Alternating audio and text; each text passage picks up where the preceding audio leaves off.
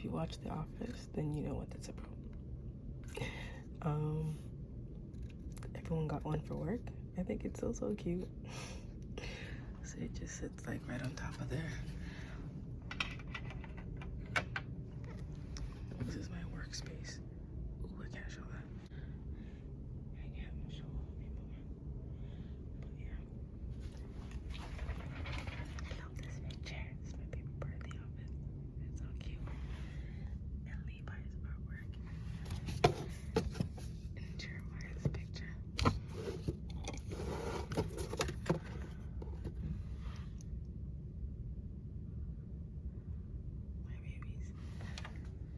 So this is my office space, or the office space I have been graciously provided. So this is the session space I have with more of my older clients, adults. If I'm doing older clients, this is like the waiting room setup. So if a parent is out here, they can kind of watch TV, chill, have a snack. This is another meeting room that we have. And we also have this room. This is for the younger kids. There's a small table there and a setup. Small table. Yeah, guys, I told you that I would be coming with more content related and around what I do. And so I have a session at 5, so I have about 20 minutes. I'm just going to pray and kind of get myself in the space. I try and pray before every session and just prepare myself mentally and ask for God to be in the room with me and be present with me, which he's already present, but I just like praying. I get nervous before every session, and I've never had a reason to be nervous, but it's just how my brain works, because I want to make sure I do well. I want to make sure I'm providing all my clients' needs.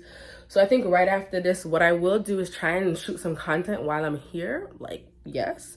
So I'll be doing maybe a video of some self-help for parents with adolescents, because that's kind of the space that I work in currently.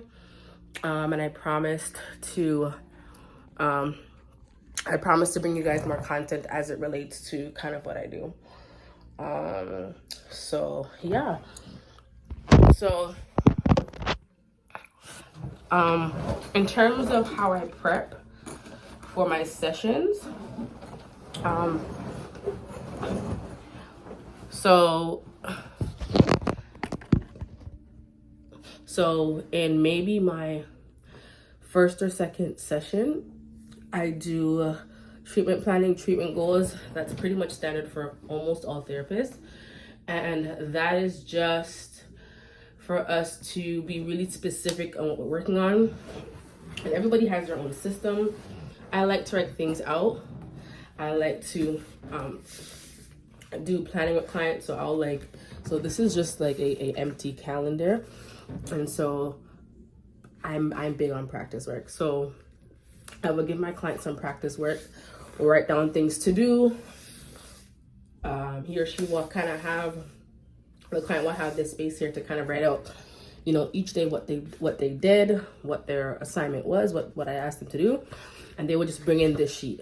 I find that a lot of my clients need tangible printouts. Some clients don't, but a lot of clients do, especially at the adolescent age. It helps because that's the space that they're in. They go to school, they get printouts, and so it kind of just works. I know that most of like my colleagues, they do everything virtual. Like they do all their note-taking digital. Your girl likes to write things down. I like pen, paper, highlighter, print, laminate. I like to give my clients things, so I will give them laminated copies of information that we've gone over so they can put it on their fridge in their room. I struggle with memory, and so I know that young people struggle with it too. So I just try and do little things like that to help, because my job is to help. So I have my little computer here that I will do like my note taking after. So what I do is I'll write up my notes here of just, I make observations of the session. I'll make comments on what I've noticed with the client, and then this gets transferred onto our online system. Okay, so that's pretty much it. So my client should be here soon. I'll probably come back to you guys after I finish and try and do what I said I was going to do in terms of my walk, like my activities with you guys. Or maybe even I can go over some of the activities that I will go through with my client. I will probably give him this. I don't know, him, her. I'll give my client this. I don't know if we will get there. There are a few things that we have to go over first, but it is on the list of things to do. So yeah, I kind of have an agenda. I present my agenda to the client of what we're going to be talking about, what we're going to be working with. And then I ask if they have anything they want to add to the agenda. And why I do agendas, it just helps us to know where we're going in the session. So there's no confusion. You're not confused with where we're going. I'm not confused with where we're going. There's structure, and it just makes things run smoothly. So that's kind of how I process. And it works for me. So I do agendas. I always give the client a heads up on what to expect. And yeah, so this is my first in person with this client. I just recently started my practice, so it's still very, very new. I'm still getting clients. I've had to turn down some just because schedules didn't work, and also just their area of need. I didn't feel like I was equipped to, and that's one thing about being a therapist, is you definitely have to know your area of expertise and where you can help. Not every client can be your client. And so that takes an understanding of what you know that you're good at and what you know you can provide. And sometimes I say like, I don't know. You sound like you might be a good fit for me. And you have personalities that have to mesh and connecting with people. So I always say, you know, I do first sessions and we just talk. I don't go into my first session with any type of plan. I just go in and we just have a conversation. And usually, almost all the time, when I do it like that, it works out. I get information that I didn't really know I was gonna get. It helped me to narrow. I can almost tell them from the first session. They can almost tell me from the first session what they want to work on. If they weren't clear before why they needed therapy, all of that becomes clear in just our conversations and the questions that I ask. So my go-to is first session is we're just having a conversation. My goal is I'm not intentionally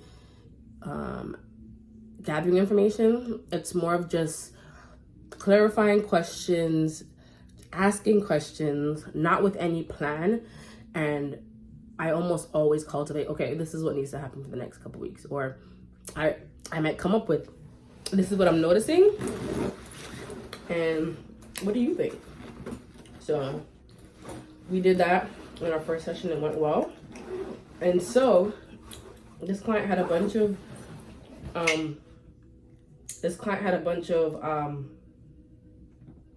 like, I would say, things that he wanted to work on. And by the end, it came down to one thing. At the end of the conversation, it became one big thing that he wanted to work on. And at the beginning, it was like 3 things. But just by our conversation, we were able to narrow it down to, okay, so you really want to work on this thing, right? Okay. So that was really good. And that's why I do my first session with, I do it because that for me just helps. So yeah. So I'm gonna let you guys go. I'm gonna take some time to center my thoughts, and I will see you guys after my session. Hey guys, just ended my session. I'm gonna be heading home now. It went well. From the therapist perspective, I felt a bit overwhelmed just because, you know, sometimes you walk into a session and you feel really secure or really confident about what you think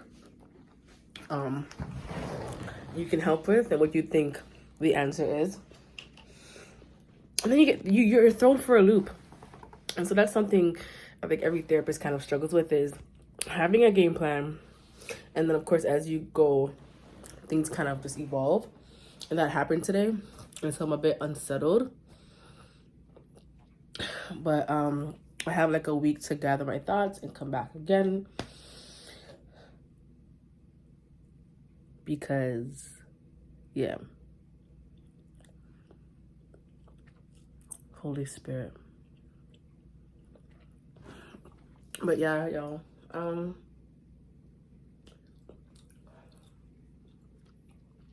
I think I did not set myself up to like really do content in here.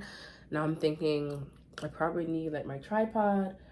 I need like things to actually do sessions. I didn't plan this out properly, so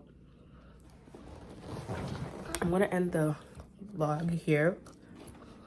I'm gonna head home, probably get something to eat, because I'm feeling kind of like I want something different.